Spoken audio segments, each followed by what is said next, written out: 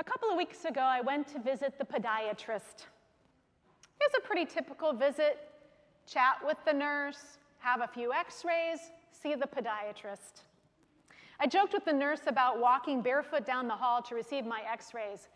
I guess it's a good hygiene day, I said. That evening, I took off my sandals and looked at the bottom of my feet. They were filthy. I had just taken a shower and I thought, geez, did I go outside? No. Are my floors that dirty? And then I remembered the day before I'd been at Messy Games with the high school ministry. It had just rained in a huge downpour, and of course, we took off our shoes and ran around the fields in the mud and sprayed each other with shaving cream without shoes on. And I thought, that's how my feet got so dirty. I've had 2 showers, and then I sat there and I scrubbed it with a washcloth, and finally, after a lot of elbow grease, the dirt came off. And then I realized, wait a second, that's the foot the podiatrist was looking at. And I was mortified. I wonder if people hearing this gospel lesson, hearing Jesus' words, if they were kind of the spiritual equivalent of showing off their filthy feet, a little bit mortified. Let me explain. Jesus attracted the attention of a lot of people in his day, and in today's gospel lesson, it's the scribes and the Pharisees that come to address Jesus and talk with him. Both groups were basically good people. The scribes, religious scholars, and the Pharisees, part of a piety movement within Judaism that really wanted to bring faith into daily living, to really live out the religious law. So both these groups were the kind of people who always showed up to worship. Sound familiar, peeps? They were the ones who made sure their kids went to religious instruction. They were the ones who kept the religious holidays. As such, they had a lot of traditions that they followed. But Jesus, on the other hand, seemed kind of lackadaisical in his observance of the Jewish law. He worked on the Sabbath, for instance. He hung out with unsavory people. He didn't do the ceremonial washing of hands before eating. So it seems natural that the scribes and the Pharisees would ask Jesus, why do your disciples eat with defiled hands and not wash? They were basically calling Jesus a lapsed Jew. But Jesus points out that they are the ones who are not keeping the commandments of God. The intervening verses in chapter 7 that we do not read today, you've got Pew Bibles, you can look it up if you wish. These intervening verses in chapter 7 were verses that talk about a practice common among people of Jesus' day that excused them from taking care of their parents. Instead of using money for their parents' support when they were in need, people sometimes said that they dedicated that money to God. Jesus, the scribes, and the Pharisees all know that the commandment said, honor your father and mother. And so, in these verses, Jesus calls a spade, saying, you abandoned the commandment and hold to human tradition. Jesus made it clear that he knew that they practiced something that wasn't piety, but was rather greed. It was like my feet, which looked pretty clean from the top, but on the bottom were pretty darn dirty. The scribes and the Pharisees were concerned about religious practice. They felt that outward action, what you did, made you holy. A number of their practices had to do with what you ate and how you ate it. So Jesus used that as a metaphor to try to get his point across. He said, there is nothing outside a person that by going in can defile, for it is within, from the human heart, that evil intentions come. Jesus is distinguishing between what is on the outside and what is on the inside. And according to Jesus, the measure of faithfulness isn't outward practice. Holiness is rather about what's inside a person, about the intentions of the heart.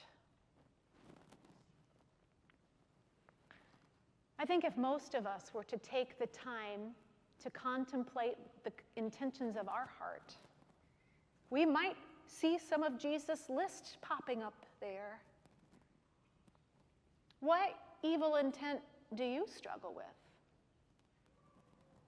What are the places that you feel stuck, unable to make a new choice?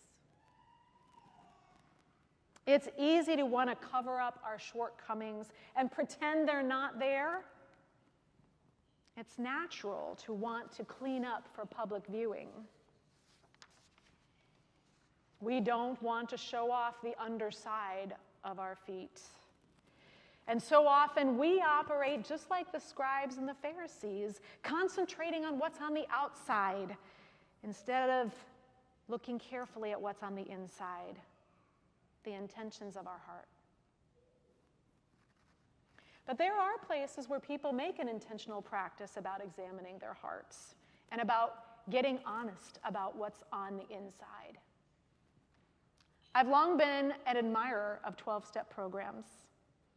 Step 4 of the 12-step program is to make a fearless moral inventory. It focuses on taking a hard look and identifying one's character flaws so as to take responsibility for past actions and chart a new course. This regular practice of noting one's faults takes a lot of courage. And I'm aware that people in 12-step recovery programs are doing it in a community. And they're also doing it after having made the first step to cast their lives into God's hands, to look toward a higher power. It makes me think about Matt. Matt was a guy who came to the AA meeting on Monday night at the church I served, and I was often there on Monday nights for meetings. And so before our respective meetings, we would chat. So one Monday evening, there was kind of a little odoriferous in the parish hall, and we looked up into the window well. It was a church basement parish hall, and you could see into that window well. And lo and behold, there was a family of skunks living in the window well. Matt volunteered. I can get rid of those skunks. And so after his meeting, he went home, and he got boards to make a makeshift ramp, and he got a bucket and a telescopic pole, and he urged them out and got them into that bucket, and he rescued Mama and her baby skunks so that they could go live a skunkly life someplace else. But wouldn't you know it, before the property committee could come back and put a nice covering over that window well, the skunk family came back, and I was confronted with a difficult choice. Do I leave the skunks or call Matt to ask him to come again to get the same skunks out?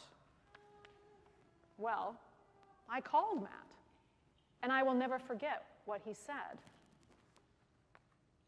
You know, I'm a lot like those skunks, he said. I've fallen into a lot of holes in my life. But God reached down into the pit and into my stink and dragged me out. And so I am happy to help those little guys. It can be a scary process to look at what's on the inside, to make that fearless moral inventory, and to know that sometimes we come up wanting. But what gives us the courage to do it is, like Matt, we have a community and we have a higher power. And like Matt, God has already reached down into the pit and pulled us out. God has already reached down into the pit and even gotten in there with us. That's what Jesus was about, taking on our human life, joining us in our human condition, which at some times is triumphant, and other times kind of a stinking mess. God is like that podiatrist who said nothing about my dirty feet and instead simply went about treating my plantar fasciitis, because his job is not judgment, but healing. God's job is not judgment, it's healing.